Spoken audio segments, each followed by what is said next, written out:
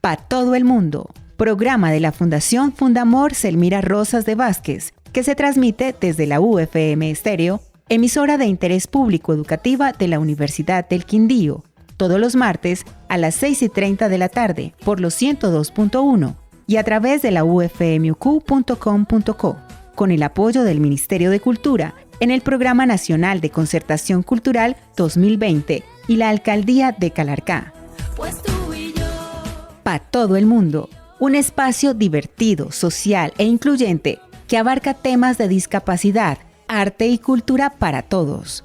La UFM Estéreo, radio de interés público educativa para la apropiación social de las capacidades humanas. Todos somos iguales.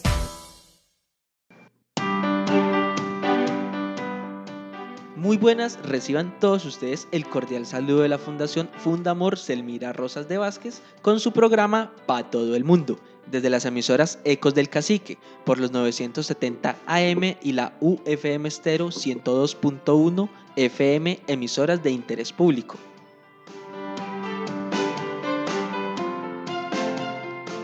Este programa es parte del proyecto Pa' todo el mundo, realizado en convenio con el Ministerio de Cultura, Programa Nacional de Concertación Cultural y con el apoyo de la Alcaldía de Calarcá y la emisora UFM Estéreo de la Universidad del Quindío. Estaremos entonces llevándoles nuestra compañía positiva el día de hoy.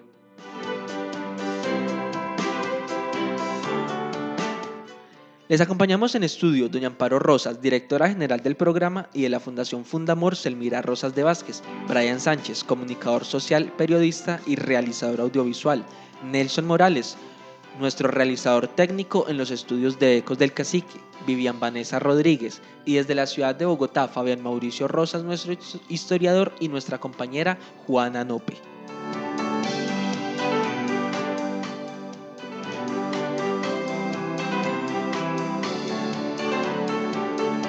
Hola, ¿qué tal amigos de Pa' todo el mundo? Un saludo muy especial para todos ustedes. Bienvenidos a este programa. Hoy les vamos a presentar en la sección La Voz de la Inclusión, ponencia en el taller de periodismo incluyente.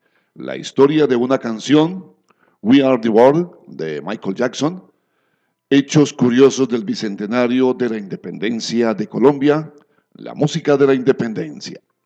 La noticia es usted, con Diego Fabián Vergara Castaño, nuestro invitado, y nuestra nueva sección cultural para todos, el centenario del natalicio de Mario Benedetti. Todo ello con nuestro habitual cariño para ustedes. Bienvenidos.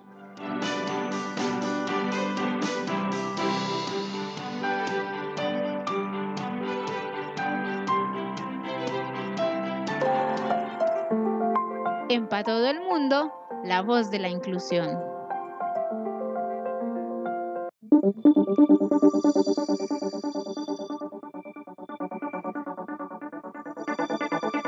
Un saludo a todos nuestros oyentes.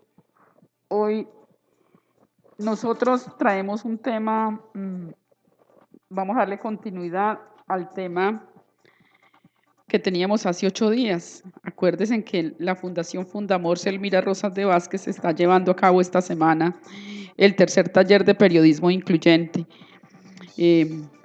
Vamos a tener una invitada, pero antes de todo vamos a invitar, como es nuestra costumbre, hoy invitamos a nuestra compañera Vanessa a que nos dé en la voz de la inclusión la frase de la esperanza. Bueno, hola a los oyentes de Pa' todo el mundo. Y en la voz de la inclusión, la frase de la esperanza de hoy es: me niego a aceptar la idea de que la humanidad está trágicamente vinculada a la opaca medianoche del racismo y de la guerra que hacen imposible alcanzar el amanecer de la paz y la fraternidad. Martin Luther King. Muy bien, esa es nuestra frase de la esperanza. Parece que no tuviera una palabra bonita, pero esperamos también nosotros, y en vez de ese medianoche del racismo, nosotros yo quisiera decir de la discriminación y de la guerra. Muy bien, vamos a hacer la presentación de nuestra tallerista de este año en el tercer taller de periodismo incluyente, que también es una continuidad del taller pasado.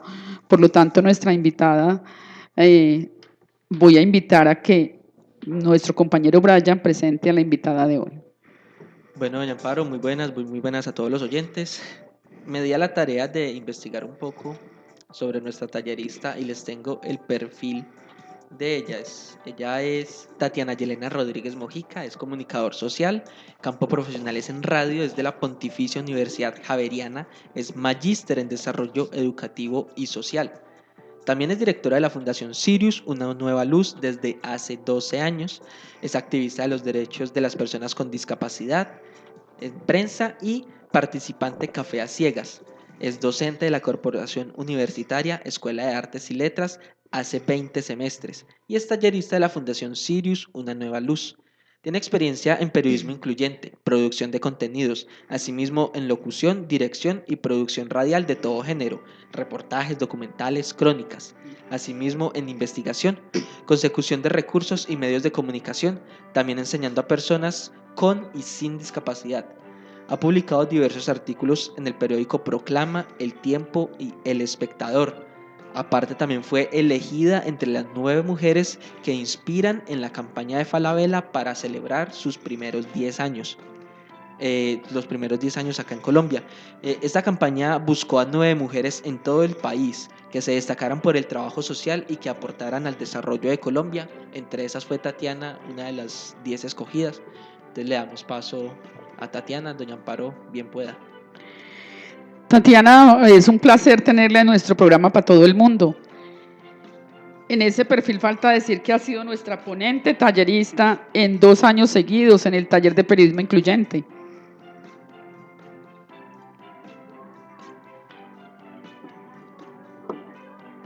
Estamos teniendo tratando de establecer la conexión con Tatiana. Ella se encuentra en esos momentos desde la ciudad de Bogotá. Entonces, Tatiana, muy buenas. Y tiene usted toda la palabra. Hola, muy buenos días. Un saludo muy especial a todas y todos. La verdad, agradeciéndoles esta linda invitación al equipo de trabajo, Amparo, Juana, Vanessa, Nelson, Brian. Muchísimas gracias por esta invitación tan bonita. Muy bien, Tatiana, yo quisiera que nos contara un poquito qué es Café a Ciegas. Bueno, agradezco la pregunta, espero me estén escuchando bien, yo los escucho bastante mal. Y Café a Ciegas es un proyecto que nace desde la población con discapacidad, especialmente en su director, un artista que se llama José David Díaz. Él es músico, compositor y bueno, tiene experiencia en distintas puestas en escena y precisamente Café a Ciegas es una experiencia multisensorial que reúne el teatro, la música, la literatura, los sentidos alrededor de una excelente taza de café. Y bueno, hacemos parte de este espectáculo 10 personas en escena, ¿no? Porque alrededor hay más personas. De esas 10, pues 9 son mujeres y hombres con discapacidad. Tuvimos la fortuna de hacer el preestreno y la primera temporada que fue pues un éxito, muchísimo público y es un espectáculo que primero es de inclusión, es decir, para personas con y sin discapacidad y también pues es un espectáculo oscuro. Nos hemos capacitado en distintas áreas, de verdad, un trabajo que le dedicamos un par de años de formación, de planeación, de ensayos y algo pues muy bonito que muestra precisamente el talento y fomenta los derechos culturales de las personas con discapacidad. ¿Cómo ha sido esa acogida del público y a dónde se presenta Café a Ciegas? Bueno, pues ha sido impresionantemente maravillosa. Gustó muchísimo en la primera temporada, que fue en febrero. Se quedaron varias personas por fuera. Teníamos nuestra segunda temporada, pero pues lamentablemente llegó esta pandemia que nos cambió la vida y no la pudimos hacer, ¿no? Nos presentamos en un café restaurante en la 109 con 18 que se llama Turro, Teníamos 3 funciones diarias de miércoles a sábado, 6, 8 y 9 de la noche. Y incluso todavía pues nos siguen contactando, hablan del proyecto, nos estamos reinventando, aunque es una palabra que ya están pues usándose mucho y que de pronto nos cansa para hacer Café de Ciegas Más Historia, que va a ser una experiencia hecha a través de medios tecnológicos para disfrutar en distintos escenarios y que nos va a permitir seguir vigentes y también pues poder compartir con muchas de las personas que hicieron parte del público y quieren saber precisamente más historia acerca de sus protagonistas. Qué bueno. Ahora, como Nelson está aquí y tiene muchos deseos de saludarla, él le va a hacer la primera pregunta que tiene que ver con nuestro taller. Hola Tatiana, ¿qué tal? Qué rico nuevamente comunicarnos. Es un placer de verdad escucharla desde la capital de la República. Siempre con nosotros en nuestro corazón. Tatiana, ¿cómo ha sido la participación de las personas este año en el taller, cuando tenemos ahora un mundo ya dentro de lo virtual? Pues qué gusto, de verdad, muchísimas gracias. Me alegra mucho escucharte. Y bueno, han estado un poco tímidos las y los participantes, pero ha sido una experiencia muy bonita. Para todos es un reto. Esta pandemia, pues como lo dije antes, nos cambió la vida y para muchas cosas no estábamos preparados. Pero así como ha tenido muchas cosas negativas, pues también tiene un montón de cosas positivas. Una cantidad de conocimientos que se están brindando desde muchas instituciones, plataformas, grupos, completamente gratuitos y que muchas personas estando en distintos lugares se pueden reunir y adquirirlos. Entonces es una experiencia muy linda. Hay personas muy interesadas. No es fácil hablar a través de las pantallas, quita muchísimas cosas, pero también hay ganancia de otras, ¿no? Como lo que acabo de mencionar, como la posibilidad que se está pues cómodamente en la casa, la posibilidad que se puede grabar y si alguien pues no lo escuchó, pues se puede conectar luego, bueno igual presencialmente también se puede hacer, pero digamos que hay que buscar las ventajas y lo positivo de todas las situaciones. Estamos en un proceso de aprendizaje que es continuo y que pues esperemos que salga de la mejor manera y que sea el primero de muchos encuentros, luego también que los podamos hacer pues presencialmente. Yo creo que por eso ha sido lo que su merced decía al principio, digamos que un poquito tímido decía usted, pero yo creo más bien que es como esa desventaja o ese poco costumbre que tenemos nosotros desde comunicarnos en forma virtual. Creo yo que esa es una de porque es un grupo muy nutrido y de gente muy intelectual y muy participativa. Tatiana, ¿es fácil hacer periodismo de investigación en Colombia? No es fácil. No es fácil cuando tenemos un país con tantos conflictos y que tenemos un país que vive conflictos hace más de 100 años. Entonces es algo muy difícil, pero hay periodistas que hacen la tarea.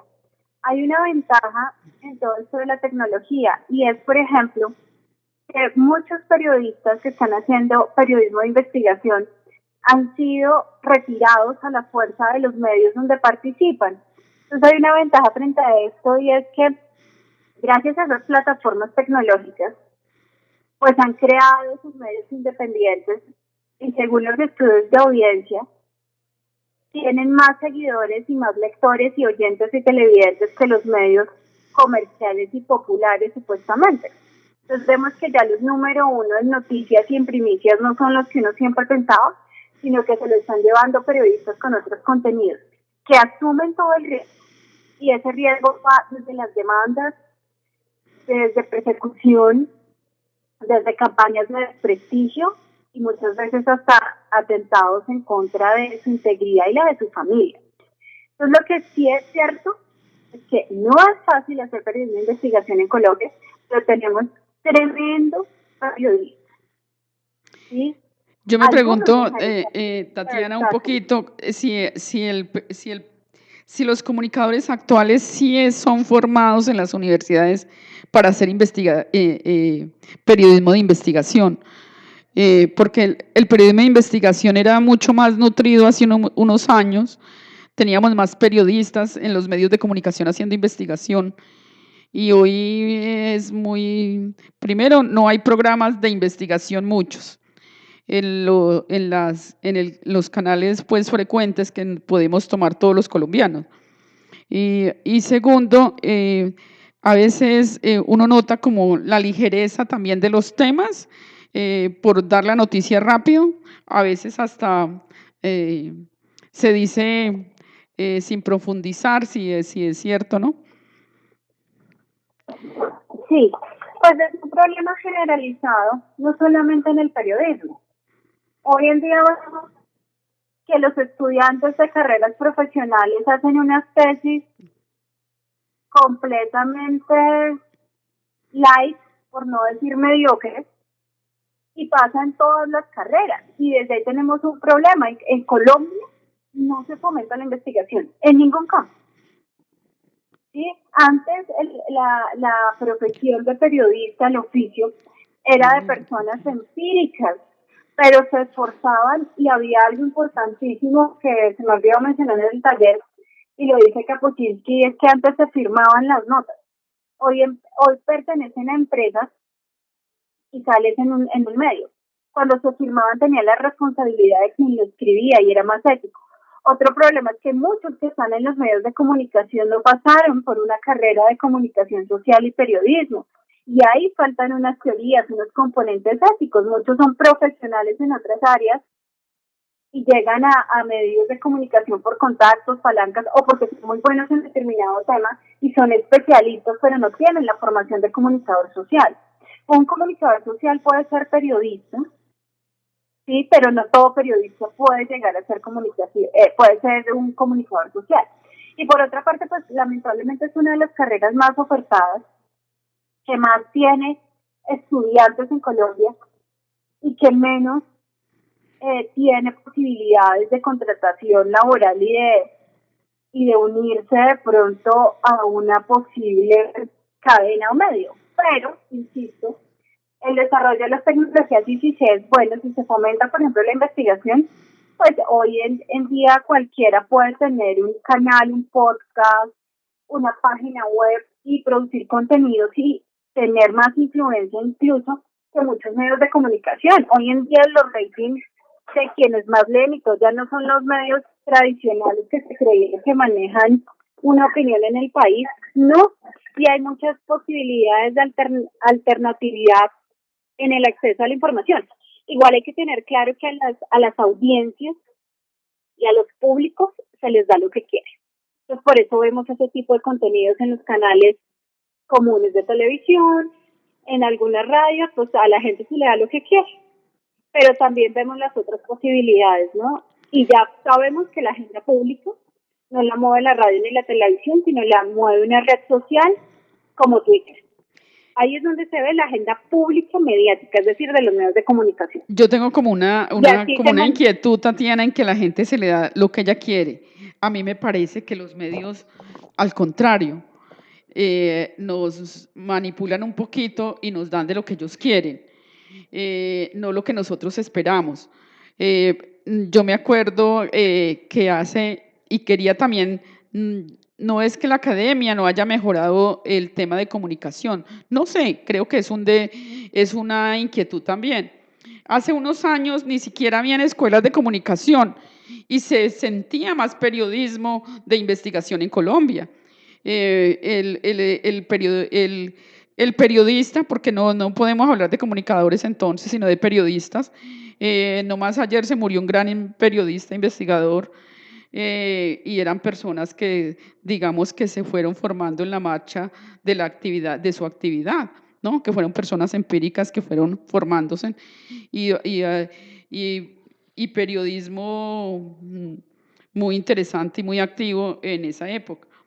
Hoy no sé si es muy probable que los periodistas y los comunicadores sigan haciendo, lo que no hay es la apertura en los medios de comunicación para ese periodismo investigativo. Planteas dos temas muy interesantes. Por una parte, se hacen los estudios de audiencia, por ejemplo, los EGM o los ECAR, estudios colombianos de audiencia radial, y pues exactamente, en esos medios a la gente se le da lo que quiere. Pero por otra parte hay públicos y audiencias que sí tienen una posición crítica y distinta, como antes se hablaba de una masa indiferenciada. Hoy en día hablamos, y en las teorías de comunicación se hablaba que todos eran una masa. Hoy en día hablamos de una masa dividida en públicos y audiencias, es decir, diferenciada. Y hay contenidos para todos y para todas, es decir, quien quiera saber cosas que se quieren ocultar y hay periodismo de investigación, los hay. ¿Sí? Hay muchos periodistas, por ejemplo, ahí están los tres Danieles que están teniendo más audiencia que cualquier medio y tienen una independencia cierta, porque no se puede decir total, pero han hecho unas de las denuncias más importantes de los últimos tiempos y desde que salieron. Eso por una parte. Por la otra, pues la primera facultad de comunicación social nace en los años 30 en la Universidad Javeriana. Hay una historia muy bonita porque eran la mayoría hombres. La primera promoción se gradúa una mujer que es Flor Romero de Nora, murió hace muy poco, importantísima periodista también en la época de la dictadura de Gustavo Rojas Pinilla, ilustradora y que pues estaba representando a las mujeres y fue de las primeras mujeres profesionales en formar. Muchos periodistas han tenido que salir exiliados por lo mismo que denuncian del país. Y si recordamos en la época de Laureano Gómez y Rojas Pinilla, que han sido de las más dictaduras más fuertes, pues ahí salieron. Y de ahí para acá todos los días, todos los años, el primer dictador que tuvo Colombia fue Simón Bolívar cuando dijo que esta prensa ponía en riesgo la democracia de la gran república. Entonces, eso lo hemos visto, pero sí hay periodistas que hacen la tarea. Hay que buscarlos y no seguirnos por los medios comerciales o populares o supuestamente más reconocidos. Y pues para todos los públicos hay contenidos. Hoy en día vemos que unos youtubers que a muchos nos pueden parecer unos contenidos súper absurdos, están moviendo las influencias y más publicidad y deben ganar más al año que cualquier presidente, congresista, incluso ganan lo que de una estrella de fútbol. Y a veces ni siquiera saben de comunicación, pero tienen un talento, así no nos guste a muchos, tienen talento y hacer un contenido audiovisual no es fácil. Entonces, a los públicos se les da lo que quiere, pero hay públicos críticos y con posiciones claras en torno a la democracia, ¿no? Y eso es lo que hace también el periodismo de investigación, y es precisamente garantizar la democracia, visibilizar los rostros de que quienes se quieren ocultar o quienes han sido o hemos sido discriminados. Muy bien, muy interesante el tema, Tatiana. No sé si Brian tiene otra pregunta, Vanessa. No, es muy interesante el tema y también pienso que los medios puede que no generen ingresos porque un medio de solas gracias y obras de caridad no tiene el sustento, no subsiste. Pero entonces también existe ese paradigma entre hacer una nota de periodismo de investigación incluye o tiene muchos recursos, se necesitan muchos más recursos que hacer una nota periodística, que tomo la noticia y de una vez la estoy publicando. En cambio, para hacer un buen periodismo de investigación se necesita tiempo, se necesitan muchos recursos. Entonces, de pronto también por esto no se ven tantos periodistas investigativos, porque necesitarían mucho más tiempo, mucho más recursos para poder sacar una buena nota.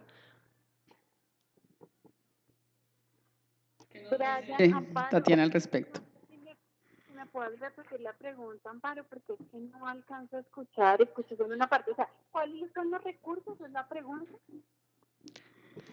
Bueno, estamos teniendo unos pequeños temas de comunicación con Tatiana, que se encuentra desde la ciudad de Bogotá. Recordemos que ella es Tatiana Yelena Rodríguez Mujica.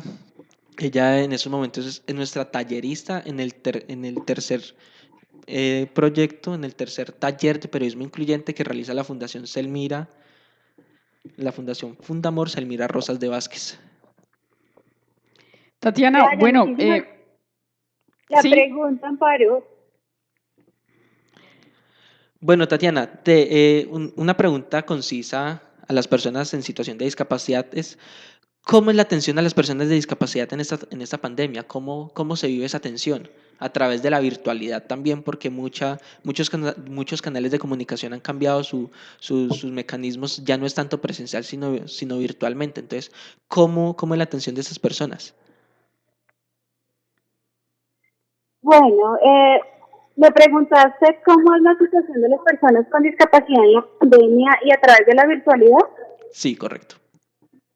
Bueno, agradezco la pregunta, la repetí porque estoy escuchando bastante mal, entonces por eso la repito.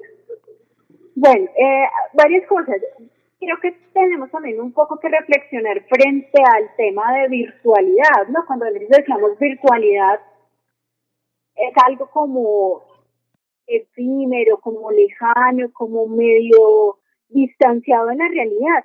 A mí me gusta algo que escuché hace poco también de unas posturas de unos académicos y era que, por ejemplo, las clases no son virtuales, las clases son presenciales con soporte tecnológico. O sea, yo estoy en mi casa, todos están en sus casas, pero estamos en un espacio y un tiempo compartido que es presencial, así lo hagamos por soporte tecnológico. La pandemia y las personas con discapacidad, pues ahí es donde entra la labor tan importante de los periodistas. Esto es un llamado urgente y es las mujeres y hombres con discapacidad están pasando una crisis humanitaria impresionante. Muchas mamás cuidadoras no tienen que darle de comer a sus hijos. El 80% de las personas con discapacidad viven de trabajos informales, del día a día, y las prolongadas cuarentenas y los aislamientos han hecho que esas personas no tengan recursos. La población está aguantando hambre. Y a pocos periodistas de medios alternativos, locales, populares, eh, conocidísimos, supuestamente masivos, no les ha importado. A los periodistas, a ustedes jóvenes que me están escuchando también y a todos los periodistas y las periodistas, es a visibilizar eso. Ahí es donde se garantizan la democracia y los derechos. No han sido suficientes las ayudas. Las personas tenemos miedo de todo. Una persona con discapacidad visual en la calle no está recibiendo una ayuda, nadie se la quiere prestar, por ejemplo, a cruzar una calle, porque puede ser un foco de infección. Por otra parte, las campañas que salen desde las instituciones diciendo que el bastón es un foco de infección, que hay gente que lo pone en la mesa, yo no sé quiénes lo ponían en la mesa porque me parece lo más desagradable del mundo desde antes de la pandemia, parece que va en contra de la higiene y el sentido común. Y salir con ese tipo de mensajes pues aumenta un estigma que nosotros, y no solamente eso, sino que contribuye a hacer más imaginarios sociales. Entonces, es una crisis y es una oportunidad para periodistas, comunicadores que visibilicen estos temas, ¿no? Eso es parte de la denuncia y la garantía de la democracia. Y las mujeres con discapacidad. A mí me gustaría, Tatiana, que conversar en un programa posterior el tema de pandemia y discapacidad. Hay mucho que decir y creo que ha tocado tema, pues coyunturas muy delicadas en ese proceso. Sí, De la señora. alerta que es falsa que se está dando también alrededor de las personas con discapacidad. Es decir, que en vez de mejorar la vida, se ha vuelto pues como el blanco en ese proceso, según pues lo que usted nos está contando. Yo quisiera tenerla mucho más tiempo, desafortunadamente el tiempo en radio también es corto, pero no me voy a ir hasta que usted me cuente qué faltan los medios de comunicación colombianos para que el periodismo sea incluyente. Bueno, muchas gracias por la pregunta. Falta interés. El ser incluyente no demanda ni siquiera que yo me tenga que poner a estudiar comunicación social porque soy abogada y soy brillante en los medios. Falta interés, falta que se nos humanidad, falta garantía de derechos. Cuando un periodista tiene interés, yo le he dicho a mis colegas, amigos que me conocen, oiga, pero ¿por qué puso discapacidad? Ay, es que persona con discapacidad es muy larga y son muchas palabras. O sea, eso no puede ser un argumento. va en contra de nuestros derechos, de nuestra dignidad, de mi integridad como mujer también. Si hay interés, lo podemos hacer. Y por otra parte también falta que las mujeres y hombres con discapacidad se empoderen. Nos apropiemos de lo que somos y nos sintamos orgullosos de nuestra condición. Y hacer presión social, más movimientos sociales, ¿no? Si un periodista nos dijo discapacitados, ¿por qué no? Si somos 7 millones de personas en Colombia con discapacidad, más cuidadores, familias, etcétera, etcétera, ¿por qué no ponerlo en Twitter y que vea que fue tendencia? Pero no, los temas de discapacidad nos aburren, preferimos mandar un mensajito con un chiste, algo que denigre a otro, una cadena falsa de donaciones, lo que sea, pero lo de discapacidad no, ¿qué interesa? Y cuando se hacen encuentros, pues se vuelve una queja, una lista de agravios, quejas y reclamos que pues a cualquiera cansa. Entonces no es solo la labor del periodista y el comunicador, muchos viven con cientos de presiones en sí. ¿Sí? También es falta de unión de nuestra población, falta de sentirnos organizados y representados en nuestras lideresas y líderes. Generalmente surge una persona con discapacidad y nos falta la persona, igual a decir algo muy fuerte, pero es real y lo tengo experiencia para decirlo. El resentimiento de muchas personas con discapacidad no dejan que otros y otras avancen. Y la desunión, todos por su lado. Así es muy compleja, no solamente que las personas con discapacidad se visibilicen en un medio de comunicación, sino también que se tenga nuestra garantía de derechos. Casi imposible. Es así es, Tatiana, sin también caer en cuenta de que la participación también no en las políticas públicas de discapacidad no ha sido, digamos que recalcada en esos procesos, ¿no? En el tema de discapacidad nos hacen falta más acciones que realcen también y reúnan a las personas con discapacidad. Tatiana, no, pues con usted los temas son así, uno no quisiera cortar porque hay mucha tela por cortar todavía en todo lo que nos contó hoy. Le agradecemos mucho que haya sido nuestra tallerista este año en nuestro proyecto de Pa' Todo el Mundo, en el tercer taller de periodismo incluyente. Ha tenido muy buen público, las personas han entrado y no se han querido retirar, la gente se mantiene allí en el interés cautivador de su propuesta y de su ponencia. La felicitamos por eso y le agradecemos también por estar aquí en nuestro programa Pa' Todo el Mundo. Un saludo muy grande y un abrazo desde aquí, desde Calarcá, Quindío. Amparo, a usted, a todo su equipo, a toda la gente linda de Fundamor. De verdad, muchísimas gracias por la oportunidad, por concederme estos espacios, por la generosidad conmigo. Y bueno, invitarlos también a que, pues, si alguien desea, me sigan en mis redes sociales. Estamos en www.inclusionfundacionciris.org. Que visiten mi canal en YouTube, Tatiana Yelena Rodríguez Mojica. Facebook como Fundación Ciris Una Nueva Luz, @Ciris Fundación en Twitter, o me consiguen como @Tatiana_Tati en Twitter. También estamos en Instagram. Y bueno, pues decirles que una discapacidad también es la mejor oportunidad para hacer muchas cosas y cambiar imaginarios.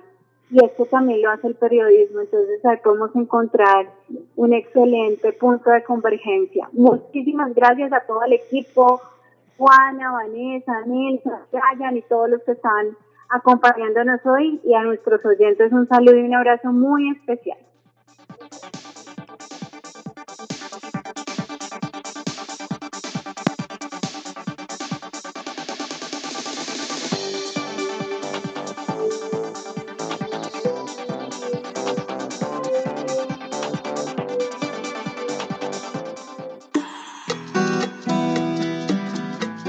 Para todo el mundo, la historia de una canción.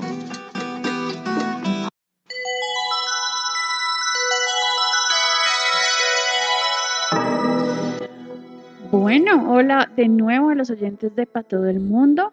Después de haber tenido esta interesante voz de la inclusión con nuestra invitada Tatiana Rodríguez, Venimos con la historia de una canción y hoy venimos con una canción realmente sí, histórica, porque se hizo en un año donde pasaron muchas cosas en el mundo y además donde significó un acto muy bonito de caridad.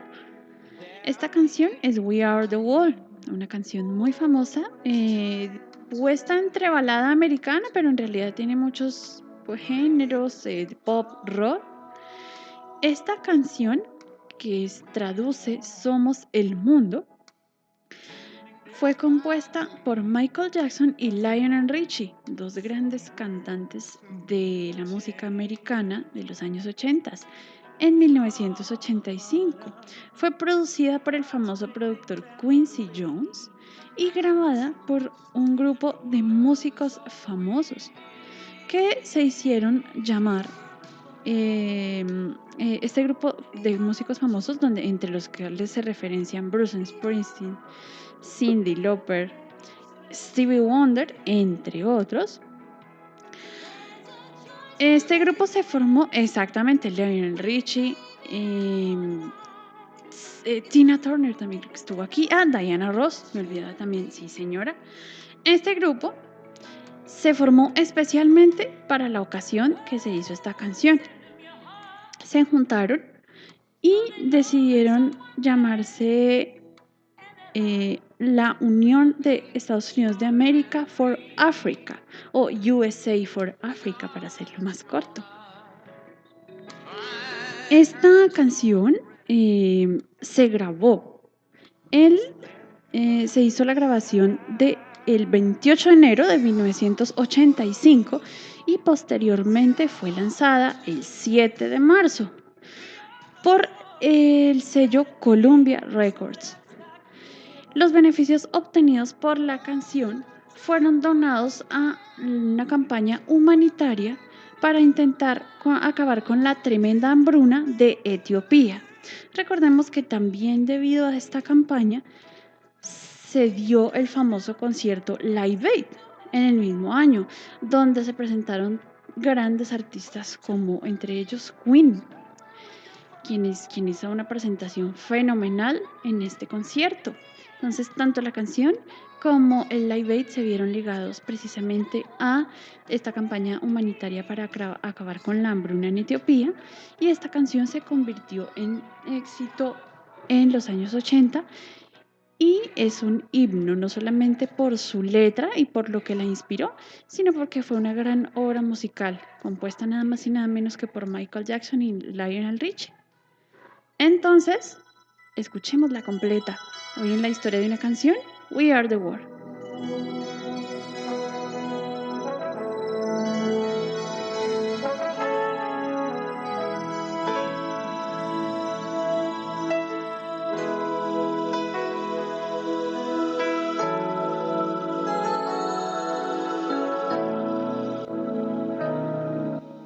There comes a time when we heed a certain call, when the world must come together as one.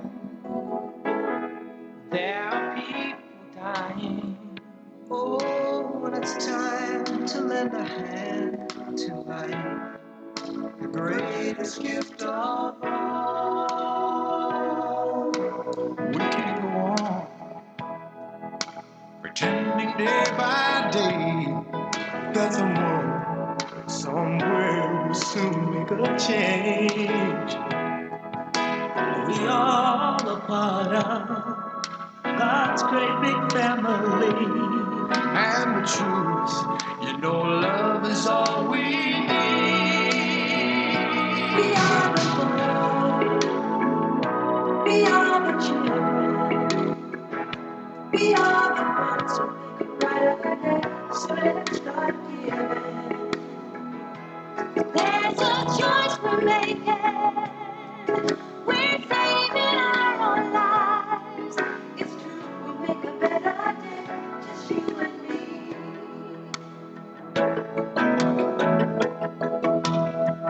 Well, send them your heart so they know that someone cares.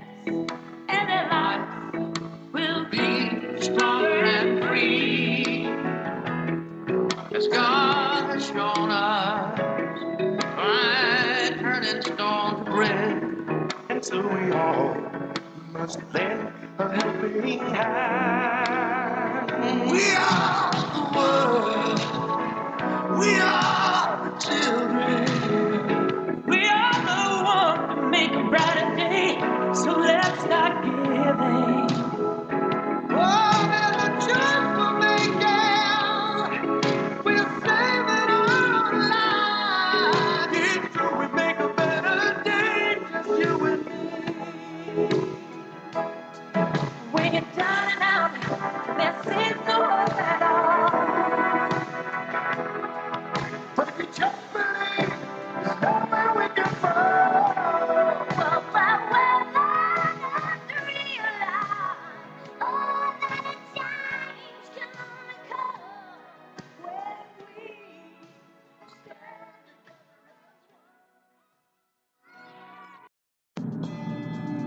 together. En Pa' Todo el Mundo, hechos curiosos del Bicentenario.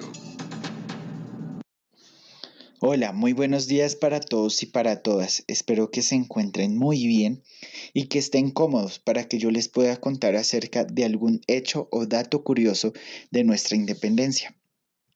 El día de hoy quiero ahondar un poco más en la música de esa época. Como ustedes recordarán previamente, yo les hablé del Agua Niña, uno de los himnos nacionales no oficiales de la naciente Colombia. Sin embargo, existían otros himnos, siendo los más famosos dos contradanzas. La primera, llamada La Vencedora, la cual era la melodía favorita del Libertador y seguramente por eso llegó a ser un himno, y la segunda, llamada La Libertadora. Ambas surgieron con el triunfo de Boyacá en 1819 y eran entonadas en actos solemnes, pero también hacían parte del repertorio para las tertulias y galas, o sea, fiestas, de la alta sociedad santafereña, pero también del pueblo en general. Por lo tanto, podríamos decir que literalmente el himno nacional era bailado. Pero no solo las contradanzas eran parte del repertorio en las fiestas. El pasodoble siempre estaba muy presente, ya que era herencia directa del dominio español. El vals también comenzaba a llegar a la naciente nación gracias a los emigrantes alemanes, pero también a algunos emigrantes franceses y a las legiones extranjeras venidas de Inglaterra e Irlanda. Pero no podemos dejar de un lado los pasillos y bambucos, los cuales estaban también de moda en el centro y sur del país. Se decía que tanto Bolívar como Córdoba y Sucre eran hábiles bailarines. Evidencia que se nota en sus múltiples conquistas amorosas. No podemos olvidar que Bolívar y Manuelita empezaron su relación por bailar una contradanza. Por su parte, el general Santander, igual de hábil como sus compañeros en el baile, también lo era al momento de tocar el tiple. Se cuenta que dedicaba sendas horas de la tarde para interpretar bambucos con su instrumento, siendo el más famoso de estos la melodía conocida como el aguacerito. Espero que disfruten mucho de este programa. Y si ustedes están súper interesados, en YouTube pueden buscar estas melodías, las cuales muy seguramente los deleitarán, así como me deleitaron a mí. Hasta una próxima oportunidad. Gracias.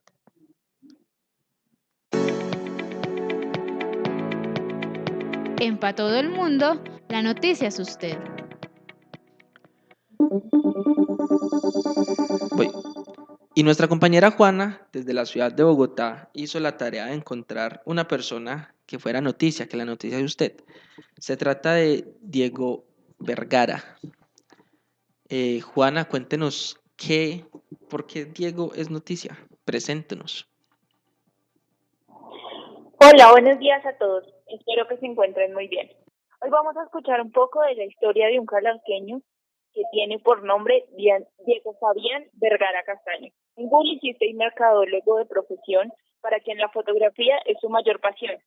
Diego ha encontrado en el servicio desinteresado uno de los mayores placeres de la vida y la mayor muestra de amor. Actualmente trabaja como contratista en la alcaldía de Calarcá desde hace casi 5 años y desde hace 6 pertenece a la Fundación Fundamor Selmira Rosas de Vázquez. Diego nos contó un poco de lo que hace y cómo conoció la fundación. Fundamor. Un cordial saludo para todos los oyentes de Pa' Todo el Mundo. Me presento, soy Diego Fabián Vergara Castaño y voy a contarles un poquito de mi historia. Soy publicista y mercadólogo de profesión, fotógrafo en formación y pasión. Trabajo como contratista en la alcaldía de Calarcá desde hace casi 5 años, en donde he crecido laboralmente y he ampliado mi círculo social. Es mejor tener amigos y no plata, como dice el dicho, y es satisfactorio poder ayudar cuando lo necesitan. Pertenezco a la fundación desde hace 6 años, que preside magistralmente doña Amparo, quien era cliente de la litografía, donde trabajaba y donde comenzamos una excelente amistad que ha perdurado en el tiempo. Llego a la sede de la fundación por invitación de ella y porque tenía una espinita. Iba a descartar con argumentos unos rumores negativos y malignos que había escuchado.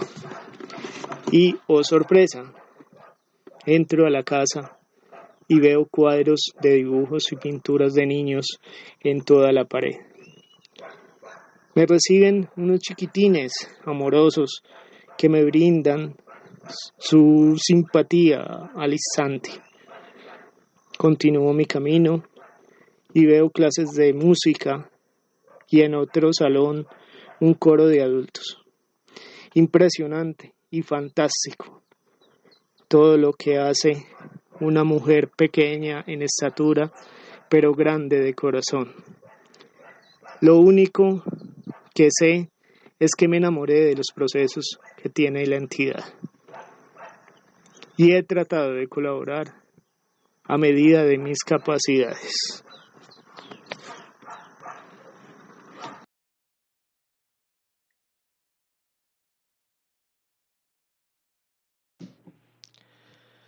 Bueno, Juana, no sé si de pronto nos tenga más información sobre Diego. ¿Qué nos puede contar más sobre él? Él nos va a contar un poco cómo se dio su discapacidad. Mi discapacidad se remonta al año de 1989 en la finca familiar. Cuando era solo un chiquillo de 6 años, estaba jugando con un primo un año mayor que yo. Era su asistente en la construcción de un avión en madera sobre una llanta vieja. Estaba haciendo mucho calor. Me dolió la cabeza a eso de las 3 de la tarde y mi padre me dio una pastica. A las 5 cae un aguacero repentino y nos alcanzamos a mojar. Ya estábamos comiendo en la antigua casa de campo. Recuerdo que eran frijoles y repentinamente me desvanecí, perdí el conocimiento. Mi madre creyó que estaba acariciando el perrito, Guardián se llamaba, un pastor alemán que nos acompañó durante mucho tiempo. Pero no, estaba desmayado. Al rato desperté en un cuarto de aquel refugio y luego me llevaron a mi hogar, ubicado en el barrio Las Américas de Calarcá, donde llamaron al doctor, que llegó y me examinó. Sugirió que me trasladaran inmediatamente al hospital de zona, donde pasé la noche. Al otro día amanecí paralizado en el lado derecho de mi cuerpo. Finalmente, Diego nos dejará una pequeña reflexión para todos. Una reflexión para todo el mundo. No se mojen cuando estén acolorados o recién levantados. El cerebro es muy delicado y reacciona ante los cambios bruscos de temperatura. Hacen corto las neuronas y producen daños temporales o permanentes. Y así no sientan en el momento, a largo plazo les puede afectar la vida. Como le ocurrió a un jugador de fútbol que jugó con el Pibe Valderrama y fue a la universidad dando su testimonio y advirtiendo que su situación una extraña enfermedad que no permitía el control del movimiento de su cabeza y que alteraba su tranquilidad. Se debió a que se mojaba la cabeza en el transcurso de los partidos. Agradezco este espacio y Dios los bendiga. A Juana por esta interesante historia. Juana, muchísimas gracias.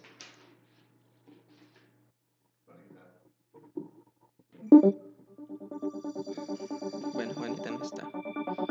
Juanita, yo le digo cuándo lanzar el poema.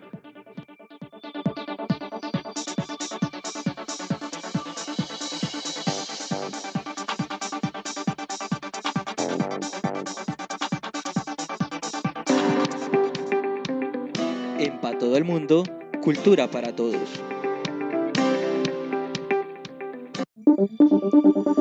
Y hoy en Cultura para Todos tenemos el centenario del natalicio de Mario Benedetti, este famoso escritor, poeta de Uruguay.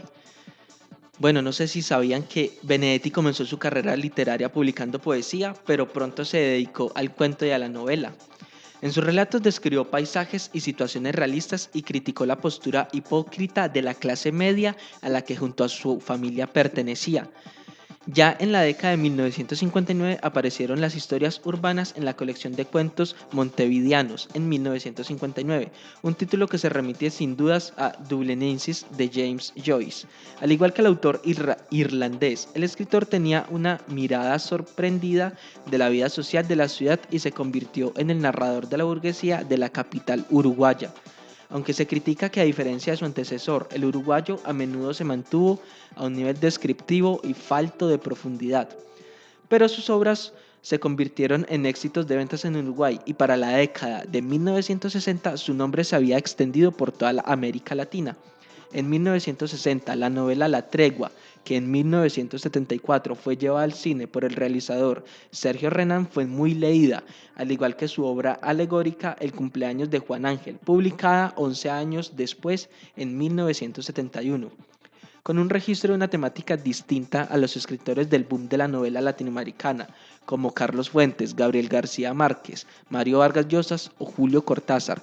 Benedetti no perteneció a ese grupo y estuvo a la sombra del que todo lo ensombrece, Jorge Luis Borges.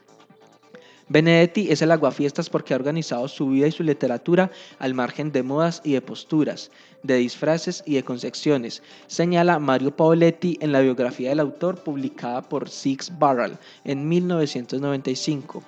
Freidenberg, con un buen oído crítico para la poesía, advierte un cambio en la poética del autor. Él dice: creo que puedo establecer una diferencia entre sus poemas de los primeros años y de los años en que fue famoso masivamente. Se dedicaba a escribir más profesionalmente, buscando el efecto fácil. La Tregua sigue pareciéndome una novela y tiene un cuento que me parece extraordinario, La Noche de los Deseos.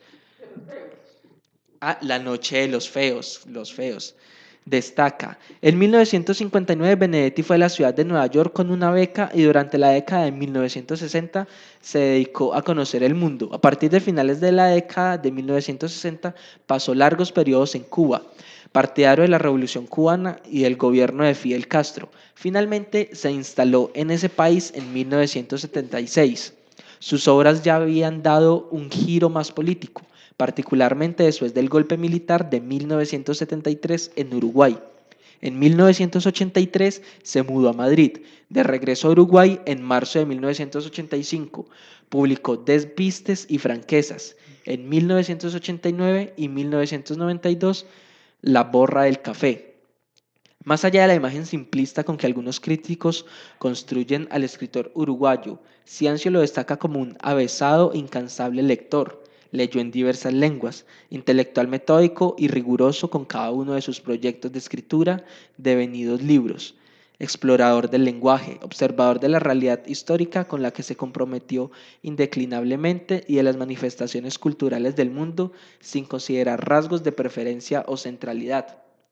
Es cierto que escribió sobre Proust, pero también tradujo poetas africanos emergentes, define el crítico. Es un autor que está allí en su enorme corpus literario que forma una eternidad biblioteca para ser releído saltándose los lugares comunes, los juicios previos y las cristalizadas miradas sobre recurrentes zonas de su obra.